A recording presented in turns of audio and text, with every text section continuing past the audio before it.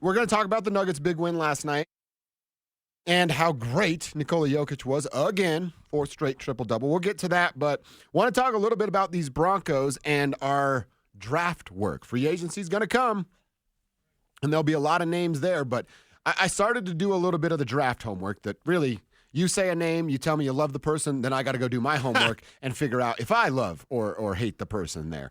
And the name that you've been talking about for a couple of weeks now is a tight end out of Bowling Green. His name is Harold Fannon Jr.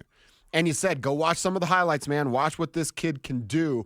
I love that there's like Harold Fannon Jr. highlights, and then there's literally a Harold Fannon Jr. highlights against Penn State tape. So it's a good competition. You're seeing what it was. We know what the Nittany Lions were and the run that they made in the college football playoff. So I did it.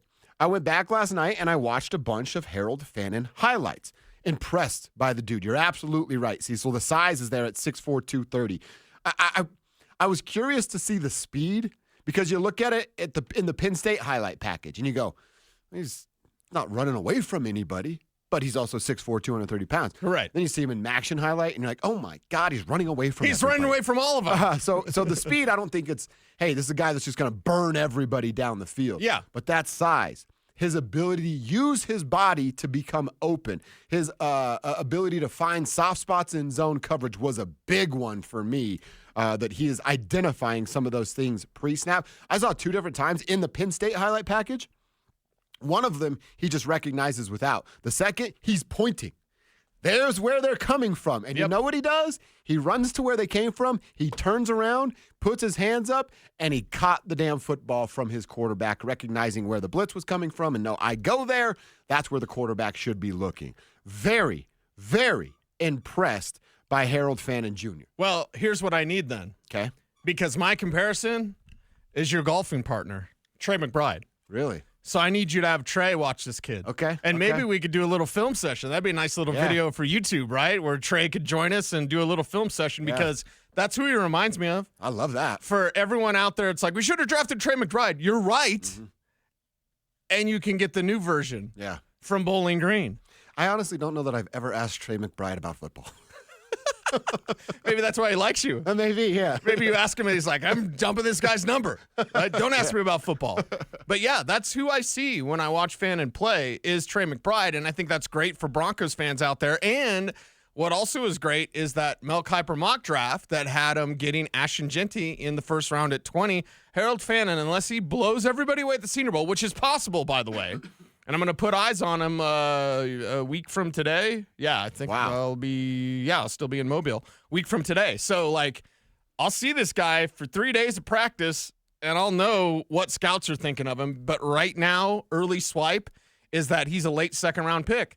Guess who's got a late second-round pick? The Denver Broncos. Mm-hmm. And if Mel Kiper's mock draft happens where it's Ashton Jeanty falling to 20 for whatever reason, and the Broncos can seal their running back and then get this sort of tight end, that's almost a pipe dream scenario. I can't believe it. How did they pull this one off? Because Fannon has the ability, and maybe it'll be like McBride where it takes a little bit of time and you need – McBride had the Zach Ertz thing before Ertz went to the Commanders to catch passes from the great Jaden Daniels. And you've said it takes tight ends time. Yeah, it takes some time. Now Trey McBride, arguably the best tight end in the league. And you mentioned Fannon's not necessarily running away from guys. Well, neither does McBride. No. Neither does George Kittle. There's not a lot of tight ends that do that. Exactly. Kyle Pitts can, and he doesn't do it.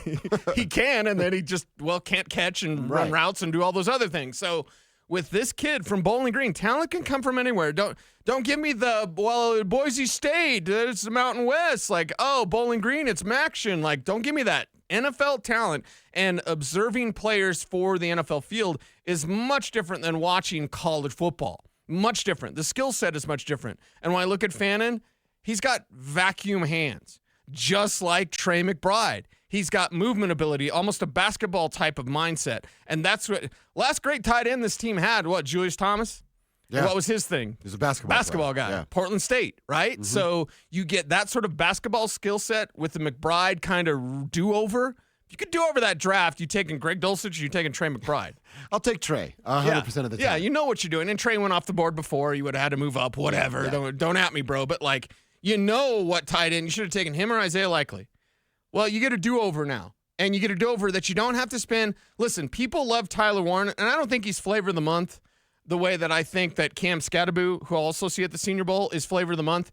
But I think people just saw Penn State, and they're like, get that guy, the 44 kid. You know, okay, that's fine. He's not going to be there. But I'll say this. I watched a lot of Warren tape and a couple of live games of Tyler Warren playing football. I didn't do any live games of Bowling Green, and nor will I ever. But unless I'm being paid handsomely to do it, then I'll gladly do it. But it's watching Tyler Warren. We always talk about the Joker, right? Sean needs his Joker, and maybe he's already found it in Marvin, and it's going to evolve into being the full role. Yeah. Tyler Warren is, and in my mind, and you know more about this than I do, but in my mind, it's Tyler Warren can play everywhere on the field, so it fits or feels more like the Joker. Harold Fannon isn't a guy that's going to line up on the outside. He might be able to motion into the slot spot depending on what you're seeing there from your opponent and have an advantage there. It's just that Warren looks capable of doing more with that, Joker role that you're talking about. But it's also value. I think value matters too. Yeah. And if you had to give up, what did we say, 14th in that latest mock draft where Warren is going to go, and you're talking about a second or a third round draft pick for Harold Fannon, I think that matters too because of the fact that it takes a tight end a year, sometimes two, to figure out what they're doing. Okay, so Harold Fannon can basically be Jimmy Graham, right? Or Jeremy Shockey is the one I kept thinking. Or Jeremy Shockey, very good. And Shockey, was he a first-round pick? I know that Jimmy Graham was a third-round pick. Yeah. We've brought up Trey McBride. He was a second-round pick. So, like, hey, Sean needs a Joker. Tyler Warren, Joker. Yeah, in the first round. I'm not going to do the don't take a running back in the first round argument because I think it's bogus. I'm also not going to do don't take the Joker in the first round, but if history's shown us anything, Taysom Hill, Jimmy Graham, Alvin Kamara was the Joker. He was the third round pick. Mm-hmm. Like, Sean is capable of finding these guys. What do you do well? Now that's what we're going to do. Fannon is a great receiver. He's not really much of a blocker. He's not going to line out wide because of that speed issue, right? Okay, fine. Yeah. I'm just going to use you in the middle all day, and you're going to be a seam ripper, and you're going to be his version of the Joker. And by the way, Marvin might already be that. So they need a Joker. Well, maybe it's just more Marvin. We've only begun to see the tip of the iceberg with Marvin Mims. He hasn't capped out.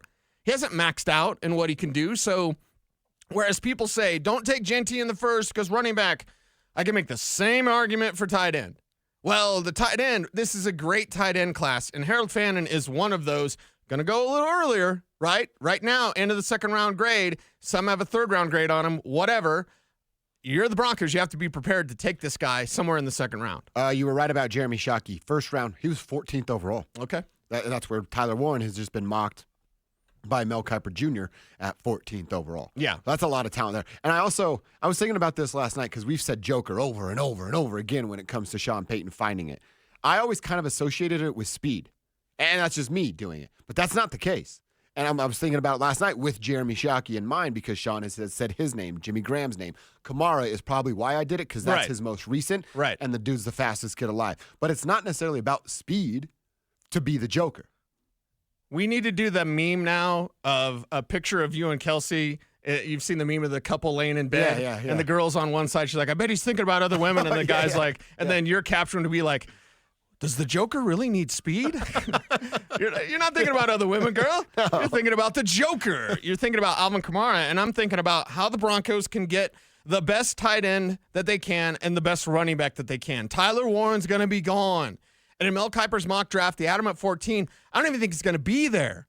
I think he's going to go in the top 10. Now, when I get on the road, I start talking to my guys, and in person, and maybe with some loudmouth soup, you get told some stuff. Sure. But when I learn some more, I would venture to bet there are some teams willing in the top 10 to take Tyler Warren. He's a special talent and a special player. And if the Broncos could get him, it'd be the greatest day ever. Yes, of course. But to have other options is what you need to look at. You need to look at other running backs. Just like you think Ashton Genty would be great at 20. Well, what if he's not there? How far would he have to fall for you to move up to get him? For me, if he falls past the Cowboys, what are the Cowboys at, 12? 12, yeah. If he falls past the Cowboys, I'm picking up the phone. And I'm moving up and trading a third-round pick. Who cares? Next year's third-round pick. Who cares? Nobody cares. So find a guy and then have other options. You really want Tyler Warren. That's great. But Harold Fannon, could do a lot of great things in a Sean Payton offense. And yeah, you'll have a veteran. Maybe you'll go get Mike Gesicki or whatever. But your options at running back are too great in this draft to ignore. Your options at tight end in this draft are too great to ignore. And I'm talking about with your first 2 picks. Your first 2 picks, it better be running back and it better be tight end. Or else you're doing something wrong. Unless free agency, you're able to crush it somehow, trade for insert Mark Andrews talk or David Njoku talk, whatever you want to say. Broncos country, what do you think? Is it a free agent? Is it a free agent and a young guy? That's kind of where we're at with Harold Fannon and going and chasing one of those tight ends. Let us know on the RamosLaw.com text line at 303-713-1043. Is the need for Joker that much? As much as people think. And you've pondered that yourself. Right. I mean, is it, not for me personally, but does Sean become better? Does Sean open up a little bit more as a play caller? Does he trust in that player to give him the touches that we're looking at from if it's a tight end, obviously that's not the case, but if it's a running back, is that the case? If it's Marvin Mims and he continues to show some looks as him as a running back, does that help the running game? So I don't know, because I don't know how desperate Sean is to find it, and when Sean has it, what it does to him as a play caller. You know what I'm saying? Yeah. And does it open things up for him? Because the trust with Bo Nix is already there. I mean, he just won 10 games without the Joker, and I feel pretty good about where they're going. Yeah. But now it's like, let me get a little freaking greedy. Can they win 12 with a real Joker in Sean's system? Yeah. Well, what's left with Marvin Mims? Because that's where I keep going back to. I don't think he's maxed out. And I'm not even talking about as a receiver. I'm thinking as the Joker, maybe that's just your answer. So getting a receiving threat at the tight end position like Fannon is, maybe that's the best answer for Sean Payton, for Bo Nix, and for this team, because then you can take a running back early, you can take a tight end second. You're not getting Tyler Warren. Unless you move up in the draft, potentially double-digit spots, you're not getting Tyler Warren. If they were going to move up and you knew it, would you move up for Warren or Ginty? How many spots? Let's go to 14. He gets past Dallas. Okay. So 13 or 14. So both Warren and Ginty are on the board. Yeah. That's the one. If he gets past Dallas, you're right. Yeah, they got to pounce. I'm doing Ginty. I'm going Ginty. So you'll trade up to 13 to get Ashton Ginty. Yes. Okay. Yep. I can't give you a ton of pushback on that because I wouldn't be mad if they did it. In fact, I'd be pretty damn excited if that's what they did in the first round. I think Kev might be getting another jersey next Christmas if Ashton Ginty gets the call. And if you're the Denver Broncos, this is actually your weakest spots are the strength of this draft class. You've got some really nice defensive tackles in this class. You've got some nice safeties in the class. But most importantly, your tight ends are thick. Your running backs are incredibly thick. So double up, go get more, and go get more talent around Bo, man. And I also think that there's this of, all right, maybe you have a standard or a rule of, I don't draft running backs in the first round. Well, if you just live by every single rule, you're going to miss out on some opportunities here. Nope, I don't do it. Like we talked about with the Avalanche. Nope, we don't pay anybody higher than Nathan McKinnon. We're going to let Mikko Rantanen walk out of the door. If your hard rule is you don't draft a running back in the first round, okay, maybe that works 99% of the time. But in this instance, the Denver Broncos desperately need a running back that the coach can trust and the fan base knows what they're getting week in and week out. So if that's your rule, I get it. I have some rules that I'll stand by too. But if I just dig my heels in on those, then I think that's a little foolish.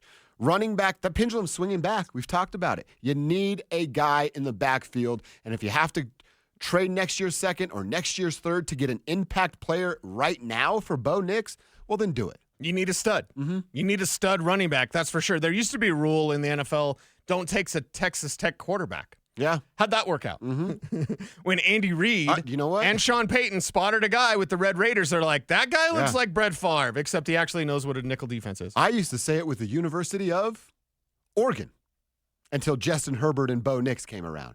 I thought, who's their bet? Dan Fouts?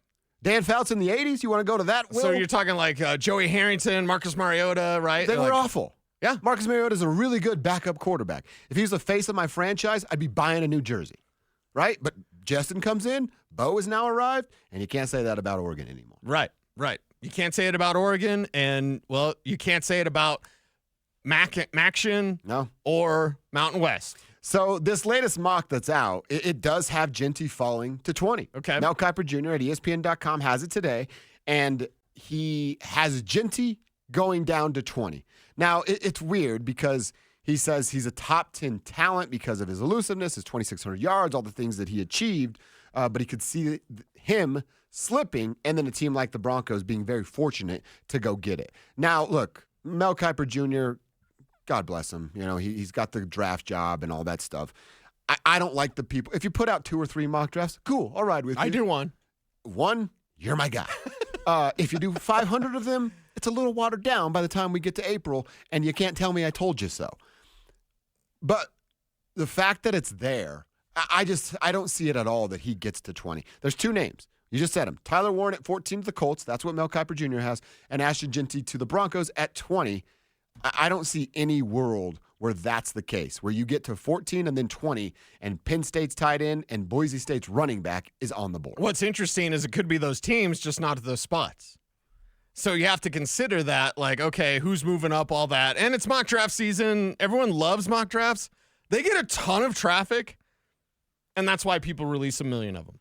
Because people love to tear them down. They're like, that would never happen. Click on it, rip it. Oh, this would never happen. Oh, okay. Yeah, fine. And that's why I like to release one. It's the day before the draft, and it's full of what teams have told me. Yeah. Not necessarily like who I think should be there. And that's why I like that process, because you can get almost paralysis by analysis. What do they take? Who falls here? What about this? Like, no. We know if Jeanty's on the board at 20, the Broncos will take him. And I cannot wait.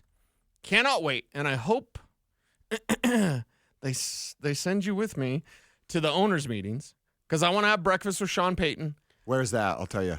I think it's in Phoenix this year. I'm in.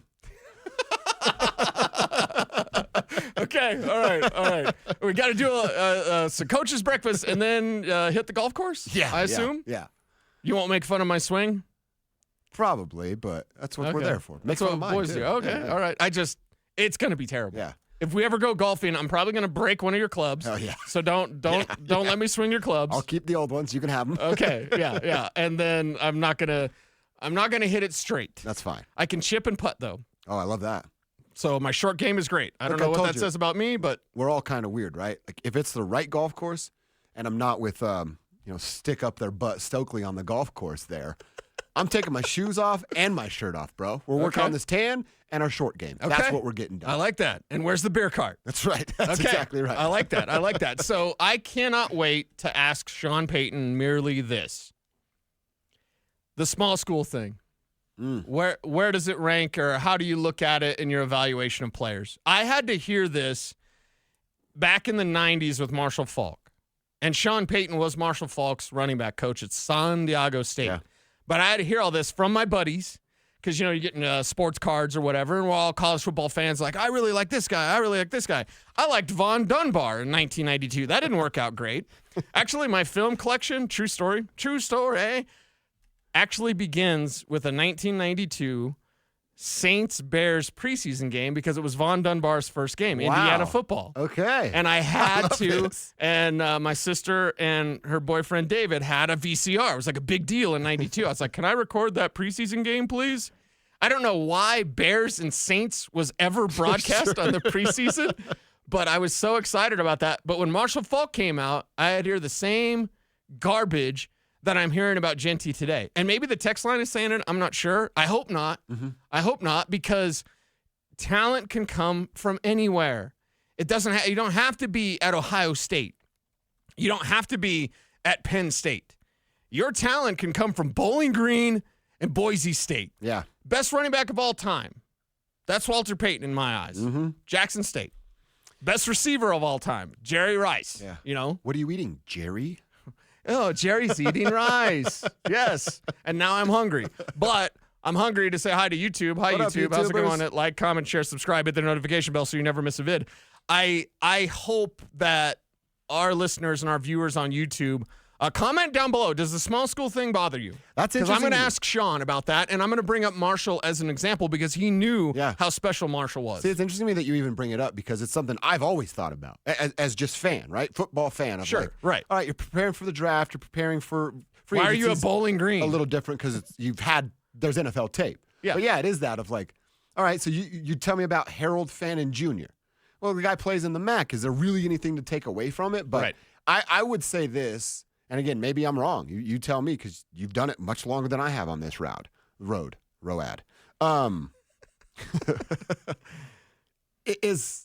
You say it doesn't matter about the school. Mm-hmm. Can quarterback be the exception to that? And maybe not like the Oregon stuff that I was talking about with Bo Nix and Justin Herbert. Or Pat Mahomes at Texas Tech. Tech. Or Pat Mahomes in Texas Tech. Right.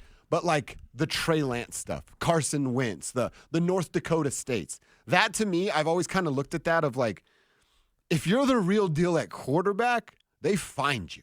You know what I mean? Like football teams at the pro level and football programs at the college level, they're not going to miss on a quarterback. There's very few instances. I know Kurt Warner's out there, but it's not like, this guy came through and was just absolutely terrible, but then 2 years down the road, he's at another team and winning MVPs. I give you don't miss. 3 letters and 1 player. MVP, Josh Allen. And it was his first year at Wyoming. I was on these airwaves, and I will break my arm, pat myself on the back. Yes, I had a first-round grade on Paxton Lynch. But I told everyone, and I told one of our former co-workers, something, I don't know what it is. I said, Josh Allen's going to be the number 1 pick in the draft. His first year at Wyoming. First year. Not second year. First year. And he wasn't the number 1 pick in the draft, but he probably should have been. Yeah. Sorry, Baker. So I understand what you're saying. But once in a while, you do get that Josh Allen. Sure. Because he is the truth. I mean, there's again, like we were talking about with the hard rule. There's always nobody wanted him. to the rule. Nobody wanted him. He sent 200 emails and his huddle tape. That meme I put out of Kev showing that girl the hey, I'm a Bo Nix fan club. Yeah. That's probably guys with their huddle highlights. I was great in high school until I shredded my knee. He sent out 200 emails. The only team that responded to him was Wyoming. Wow. So yes, we have seen it before. It's rare. Mm-hmm. It's the unicorn, but it does happen. And again, we're getting a lot of great examples. Josh Allen was one, then you just went to it.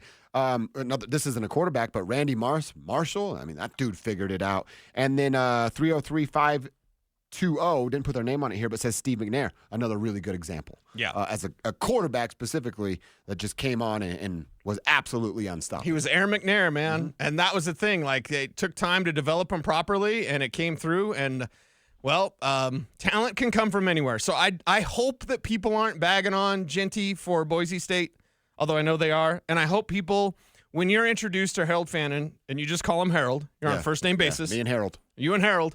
I hope when people watch the tape, watch the Penn State tape specifically. Mm-hmm. It's really good. And it's against one of the best defenses in the country. Yeah. It's very interesting. And again, like we said, it's not where you pick 20. But what would it be? Kevin, I thought you figured this out. It's like 52 is round 2. If their second pick? If Harold's sitting like there, 52. Then that's where you pick Harold. And then small favor, although it might get you blocked. Okay. That's okay. Ask Trey. He really reminds me of Trey. Okay. And you're closer to Trey than I am, although I know where Fort Morgan's at. Yeah. So, you can. I'll be seeing Trey pretty soon, actually. Once this stupid weather warms up, be golf season again, and we'll get after it. The snow's flying. Oh, it's snowing right now? You ain't going to see Trey anytime soon. Just text Trey and ask him, like, hey, does this guy look like you? All right. Is that a weird question? Not really. Trey's a bro. He's a dude. You know? He's a dude? Yeah, he's a dude. He's a dude. Yeah. A good dude, too. Yeah. I'll ask him. We'll figure that out. Thank you. I appreciate that. Or maybe I end it with maybe you don't sign a contract in Arizona. Come on home, man. Before then, he could just come on the show, announce his intentions then. Oh, I'm sure we can work that out. All right, Broncos country, what do you think? Genty at 20, is that real? Like Mel Kiper Jr. predicted in his mock draft. And if not, what's the target there at 20? Tell us on the RamosLaw.com text line, 303